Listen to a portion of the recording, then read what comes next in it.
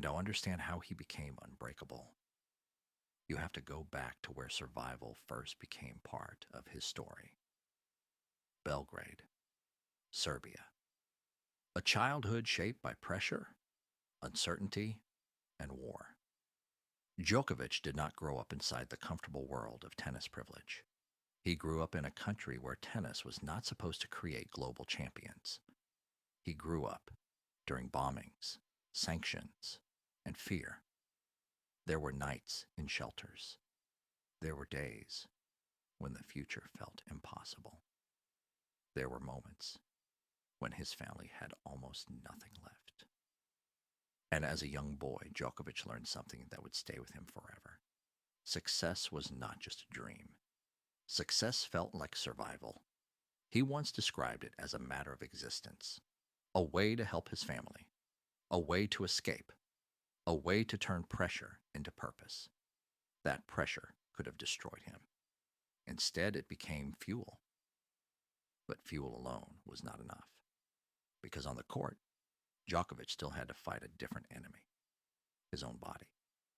The talent was obvious. He was fast, elastic, fearless, different. He could slide across hard courts like nobody else. He could defend from impossible positions. He could turn defense into attack in a single shot.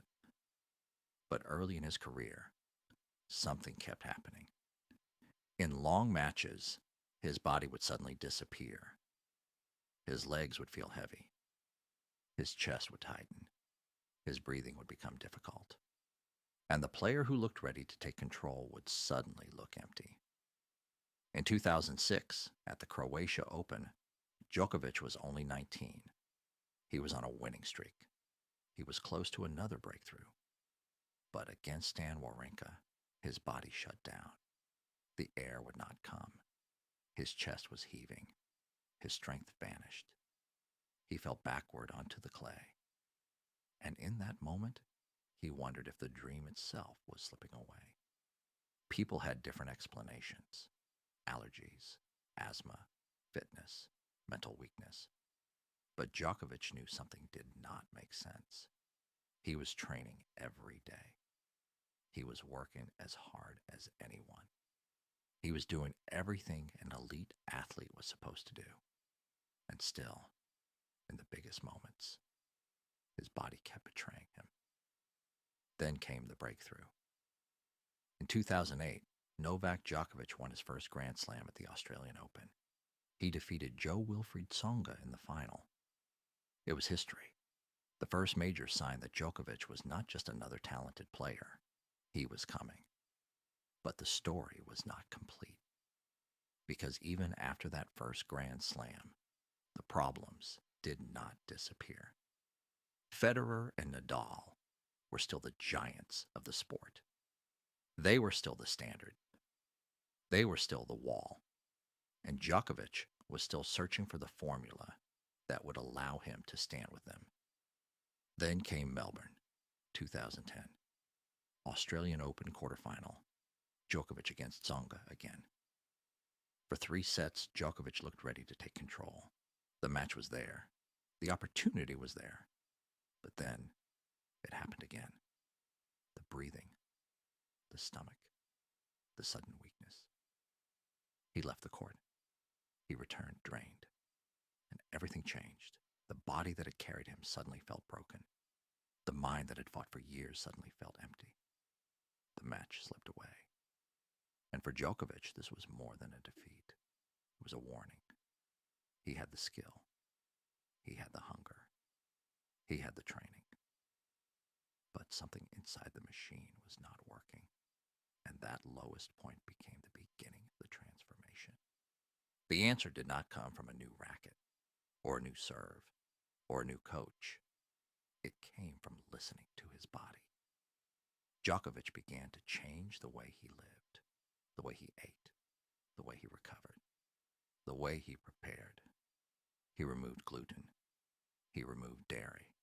He cut refined sugar, not as a magic trick, not as a universal rule for everyone, but as part of a personal search for what his own body needed. And according to Djokovic, the difference was dramatic. clearer, sharper. His recovery improved. His decision-making on court became cleaner. The player who once faded late in matches began to stay longer than everyone else. But the transformation was not only food, it was routine. Every day became a system.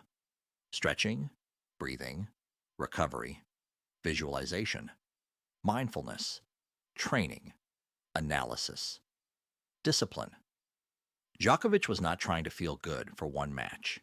He was building a body and a mind that could survive years of pressure. He practiced prayer work, mindfulness, meditation, conscious breathing, visualization, presence. He trained his mind the way he trained his body.